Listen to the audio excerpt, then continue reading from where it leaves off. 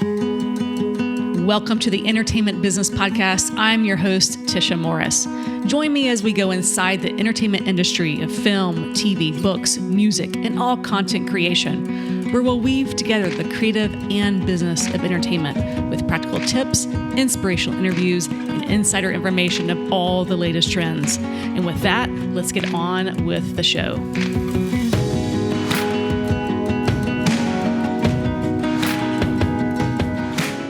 Hello and welcome to today's show. I'm so excited for my guest, Tatiana Cameron, also known as Tajci. She is an accomplished musician, songwriter, published author, and a certified wellness and holistic life coach.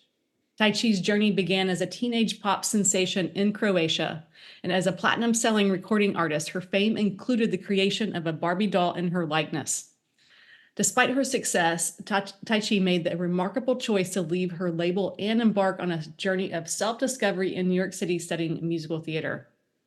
Over the past 3 decades, that's 30 years, she has performed at Madison Square Garden and Carnegie Hall, produced live shows across the United States, and toured with her music all across the world. Her career includes the release of 7 albums, the creation and production of the full-length musical, co-founding a children's theater, producing the TV show Waking Up in America, and authoring 5 multimedia books. Not to mention, she's also co-authored the song Windows in the Wall, recorded by Olivia Newton-John. More recently, Tajci collaborated with Grammy-winning songwriter Steve Leslie and Grammy-winning arranger Jim Gray to create the hit single Holding Out My Hand, which she performed alongside a symphony orchestra in Croatia. Tajci offers a range of online courses as a coach and hosts transformational immersive cruises in Croatia. She now resides in my hometown of Nashville, Tennessee, where she provides mentorship at the Tennessee State Prison for Women. And somehow, amongst all of this, she has found time to raise 3 remarkable sons, all of whom are also uber talented. Tatiana, thank you so much and welcome. Thank you. Thank you for inviting me. I'm honored to be here. Oh my gosh. So you've been, not surprisingly, based on your bio, you have been really busy this summer. You've been touring all over Croatia mainly, correct? You just got back to Nashville? Yes. And funny when you read the bio, it's like I feel like, wow, that's a lot. Like it sounds like so much, but it is a long time, over a period of a long time. And when you are a creative, as a creative, I think we're able to do a lot in small pockets of time. Even though it might sound crazy and chaotic, it's really not. It's, instead of like watching TV, I raise children. No, I mean, not really, but you know what I mean? It's like instead of watching TV, I write something and then it becomes a book. That's the beauty of being creative. I remember when I was very young, somebody said, you really have to like just pick one thing and go after it. And I said, I don't want to have one thing because I have so much inside that I want to explore and be curious about. So yeah, that's how I still, although this wellness coaching piece comes as my own need, as a result of my own need to take care of myself, to, you do come after 3 decades of touring, of being a musician, right? You come to a point where you're like, okay, my body needs a little bit of extra self-care and nutrition and rest. And so I became a certified life coach to pretty much help my touring self first and then others. Yeah, I was going to ask you about the coaching, and I recently attended the Music Business Conference in Nashville, and a big theme is mental health. Obviously not only in the music industry, but specific to the music industry. And the same, you've because you are a career musician, you've known the importance of one's well-being. So let's go ahead and dive into how your wellness coaching plays into your career as an artist, but also helping others. Yeah, absolutely. Thank you for bringing that up. So, I've been in the music business since I was 4, literally. Like I started at 4 performing at these beautiful events, music events with symphony orchestra, philharmonic orchestras. And then I started doing my music conservatory, and my path unfolded with me being 19 years old and experiencing this amazing fame, this superstardom, this like blowing up. I won a contest, which was kind of like American Idol, but on steroids. Like, it was just everybody, because it qualified me to perform at Eurovision Song Contest. And I don't know if you all know here in America, but Eurovision is big, huge. I was just in Sweden. Yeah, I was just in Sweden for this year's Eurovision because I was invited by my fans to do an after party. And it's such a tight-knit community. It's huge. So it creates that kind of, fame and a lot of love. You receive a lot of love from the fans. And you're constantly on the verge of, your adrenaline is up so high. You're constantly on a high. And being 19, as I was at that time, nobody told me, this was, again, in the 90s, early 90s. We didn't talk about mental health. We didn't talk about the importance of meditation, the importance of boundaries, the importance of self-awareness, needs. And this happens to a lot of musicians and a lot of creatives, and a lot of people who are in passion work, right? Mm-hmm. That we don't stop to rest. We don't know how to get down from that high, right? And so unprocessed joy, unprocessed exuberance, unprocessed amount of incredible intense energy leaves a mark, right? So I crashed so badly when, 30 years ago, I was 19 years old, super famous, constantly crashing and asking myself, what's wrong with me? And then, like everything that we heard, insecurity, well, you're just not cut out for this, right?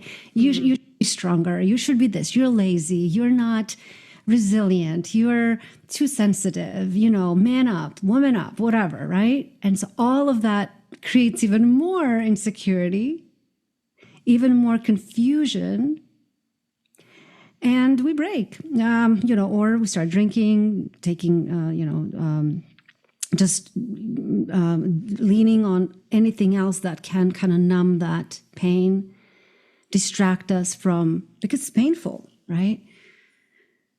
So that was really mental health was kind of the absence of support for mental health was what left me in a place where I didn't protect myself from my contract, from my producing team, setting healthy boundaries, and actually set me on this journey. I left. I literally ran away. From that pressure, from that fame, from just this place where I didn't know how to help myself.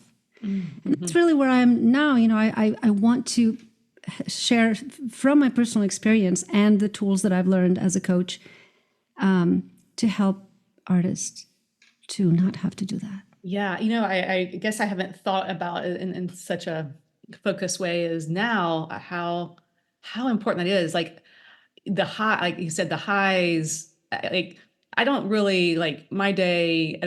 This is about as high as my day gets, which is with interviewing you is a great high. But being a mom, in front of thousands of people and hearing that applause and coming down from that, I've actually thought about that in terms of Taylor Swift, with her huge tour going nonstop, and like how she's going to come down from that. It's an extreme example, but it's true for all artists. And when it's just your living room and it's quiet, which is really what you kind of probably need for recharging, but how do you handle that quiet? Yeah. And what fills that quiet? Do we have the self-awareness to know that my identity is not who I am when I perform. Mm-hmm. I am still a lovable person when I just sit in that quiet room, right? Yeah. When I don't have my makeup on, when I'm not a superstar, right? When I wake up in the morning all crumbled up and not and tired, I'm still lovable. Wow. How many decades has it taken for you to get to that point? Ah, many. Yeah, it was actually around my 40th birthday that I finally had hit that turning point where because and I write this a little bit in my book Unbroken about this process of running from a continent to a continent, just because I came from Croatia to New York, and then when I hit that place where it's just again like I want to jump out of my skin, right? I just packed my bags and I went to Los Angeles, and the same from Los Angeles to Cincinnati, and then I was in a marriage that was just not, again, like I just wanted to jump out of my skin, but I had children, and I realized I'm going to run out of continents if I keep running. So let me go on a different journey and just turn inward and find who I am in that silence, in the quiet. Mm. So, in reading your bio, I know you pretty well, and we met during the pandemic, which, for everyone was finding a new level of self-awareness. And I know we kind of have a trauma bond because it was a difficult time of life for both of us. And so I would consider that period as kind of a period of reinvention. But in reading your bio, you've had a lot of those periods or stages.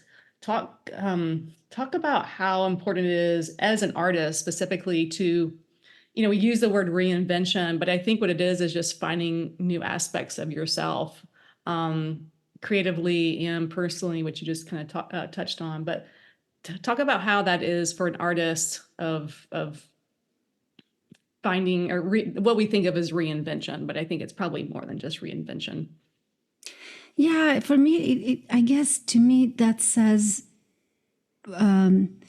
meeting the parts of you that you haven't met before, or meeting the parts of you that maybe you suppressed before, or maybe you were a little bit uncomfortable with, or maybe you just didn't know was there.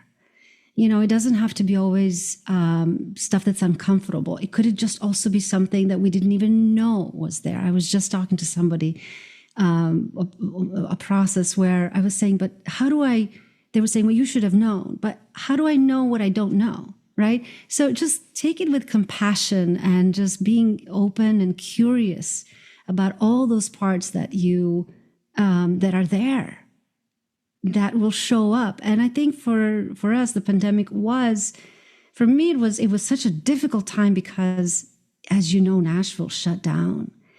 And it wasn't just coming to,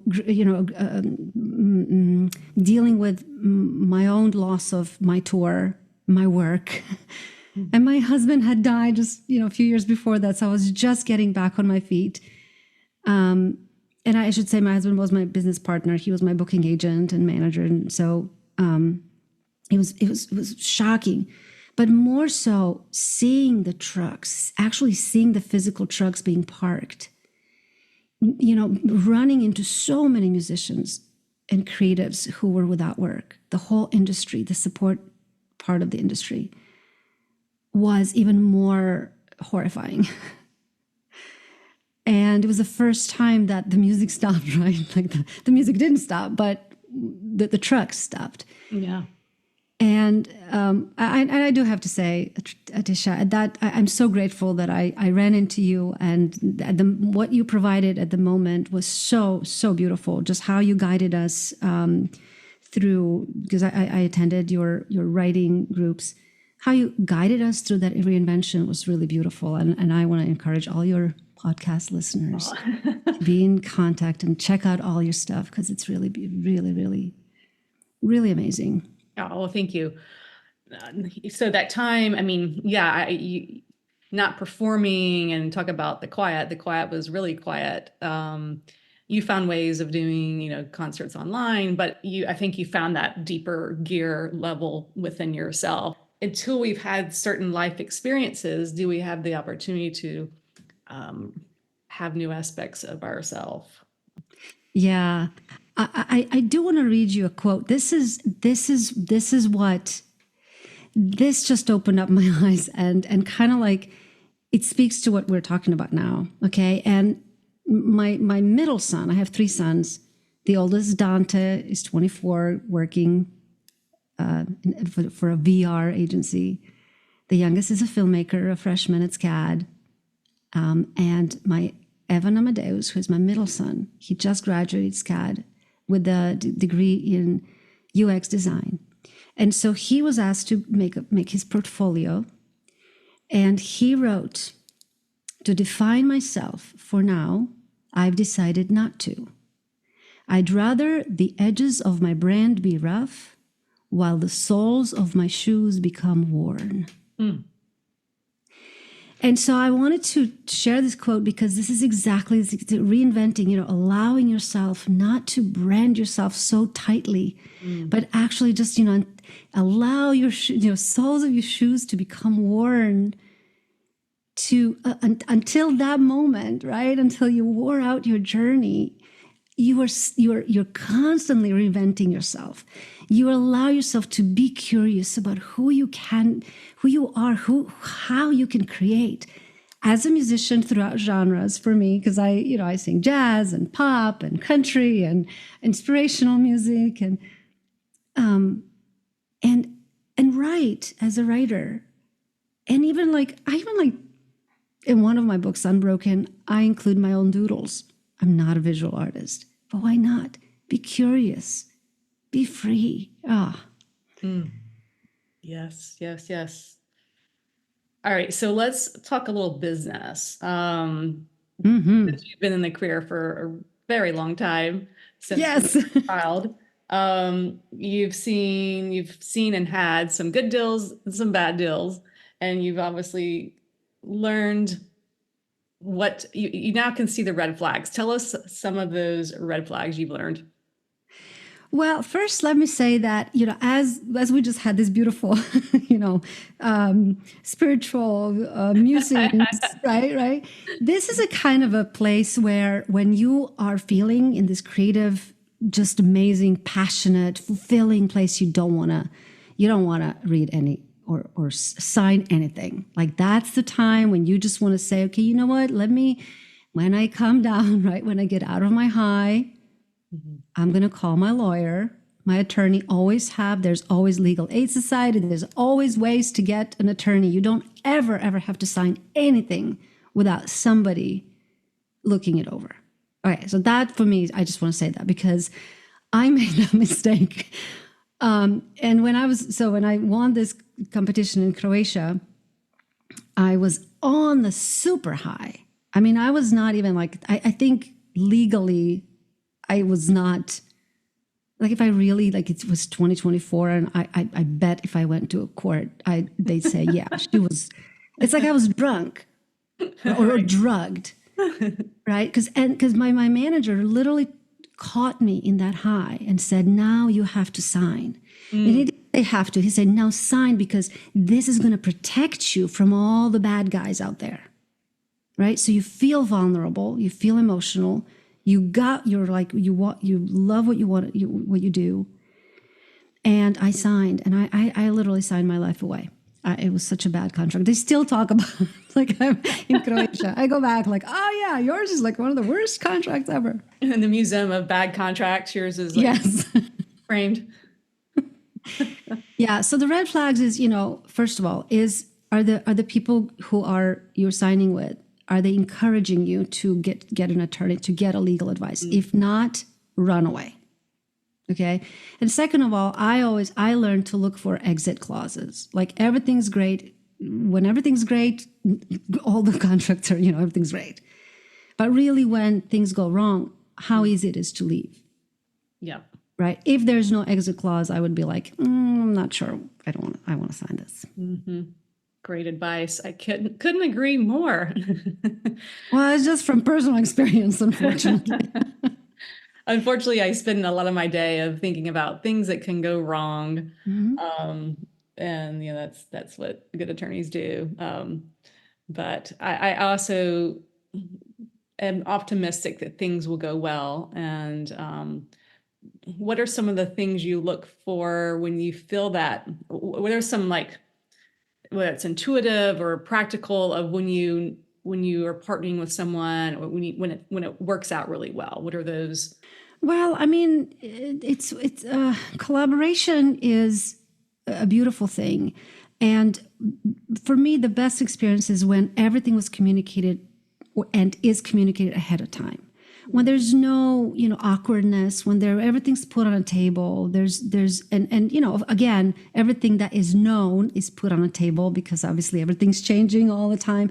But when you have that level of communication, then you of course, you create that trust.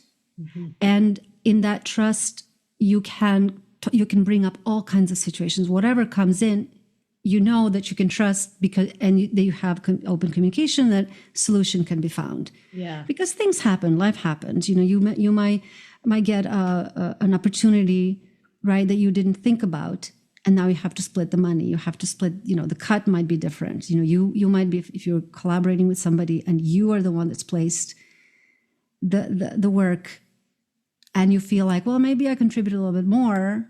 How do you communicate that? And if you're afraid to communicate, that's a red flag. Mm-hmm. Yeah. Yeah. So much about expectations, and I love what you're saying. Communication, open communication. Yeah. Absolutely. Yeah. Any advice for young artists that may be below the age of where they are when they are relying on their parents or manager? It's a challenging question, because I look at my own sons and what do I give them? What advice do I give them?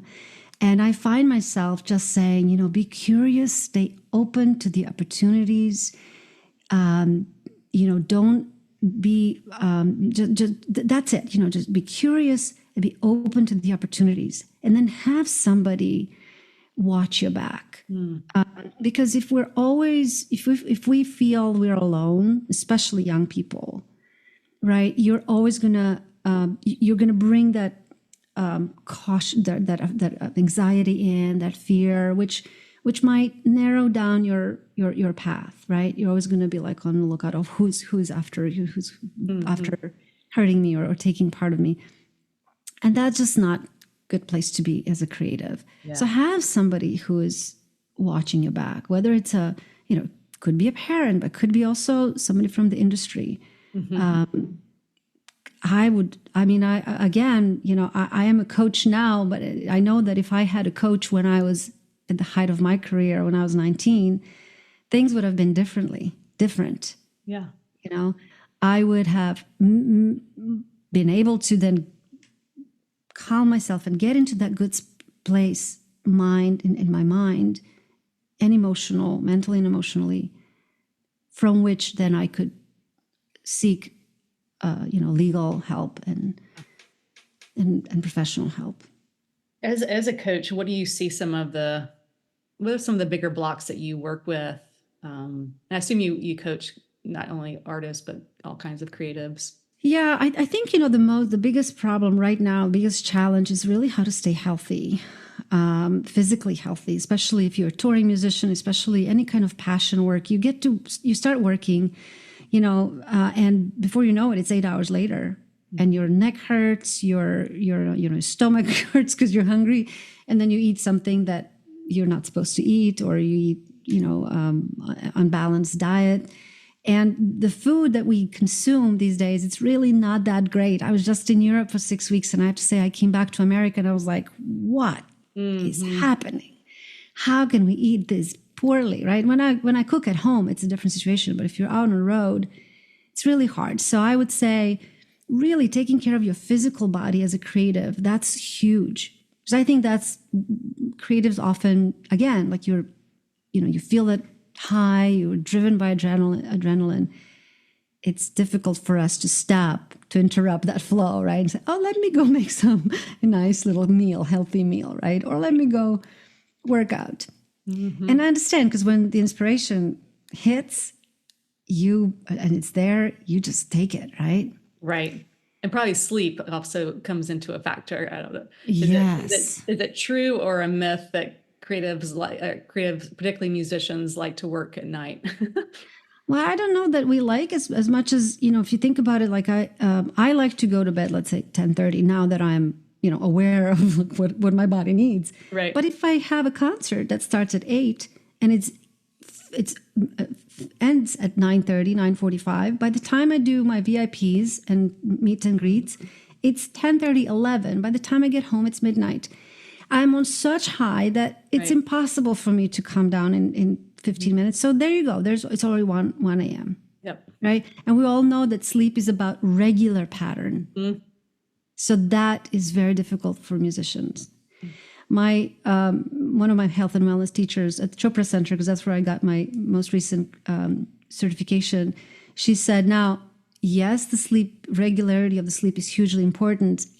However, if you are doing something that it is a part of your purpose, it's not as bad. But still, like when you're off tour, try to get stabilized. Yeah. Great advice.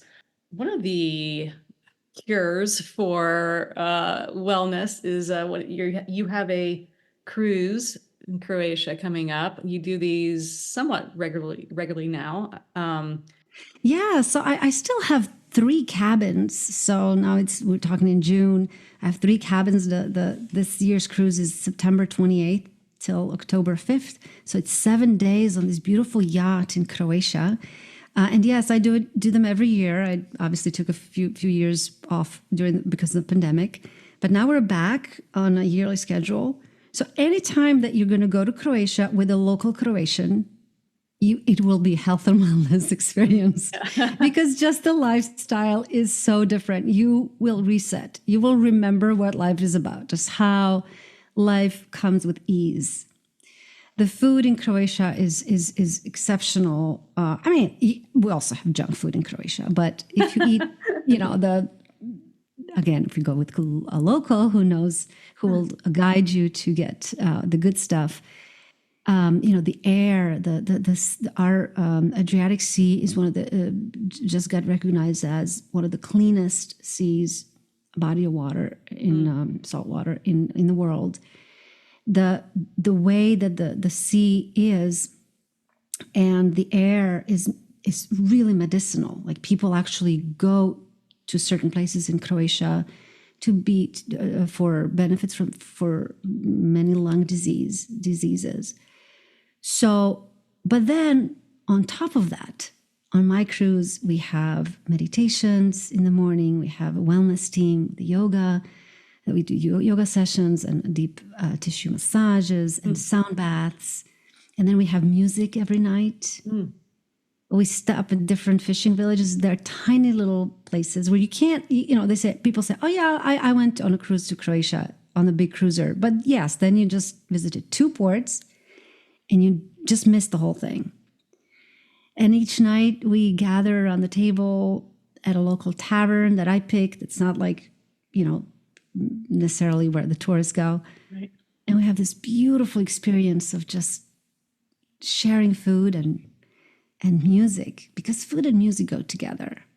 Oh my gosh, that sounds amazing. Yeah. So if you're listening, check it out, TatianaCameron.com. And all the information on the cruise, you can find it there. If someone wants to kind of an entry point into your music and experience some of your music, what would you suggest? Or is there a certain album that's kind of like one of your favorites? Or if you land on my website, TatianaCameron.com, I have links to Spotify and YouTube and everywhere. So because of the algorithms, of course, you're going to get a lot of stuff from the 90s because, as I'm touring Croatia again, this is like now a big revival of my hits from 30 years ago. The new generations are finding it and everything's retro now. So I'm right. I'm like really hot in the retro. I love it. I'm not that old, people. I just really started super young. But I love it. And so you're going to hear some of that. But, also on my YouTube channel, you can see some of my new stuff. I do have to say that I have not, I'm working on a new material now. So I don't have a lot of new stuff. I enjoy doing covers at the moment. But like, you mentioned Holding Out My Hand. That's my most recent song that I recorded. It's really gorgeous. It has such a beautiful message. I'm only saying this with totally being humbled by it, because as my co-writer Steve Leslie said, some songs we write, some songs we write down. And this song we wrote down. It was just there. We just wrote it down. I love it. Oh my gosh. Yeah, your Instagram, Tajci Cameron, is your Instagram handle. You have concert footage on there, and I get to follow you all over the world. So check out again, TatianaCameron.com, Tajci Cameron for Instagram. Thank you so much I know you have like such a busy. Absolutely. If I can be of any help to any of your listeners, find me on Instagram.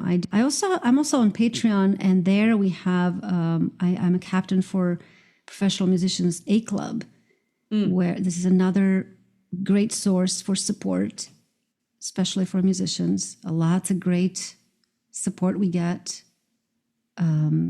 So yeah, don't be alone. There's my dog, sorry, making noise. Yeah, don't be alone. Yes. All right. Well, thank you so much. Check out Tatiana's Patreon. And thank you so much. Thank you, Tisha. Thank you.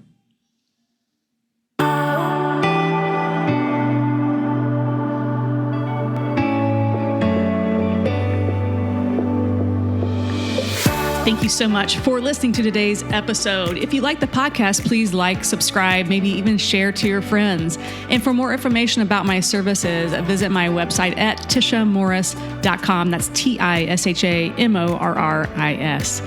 Well, that concludes today's episode, and I wish you all the best. Until next time, keep creating, and please take care.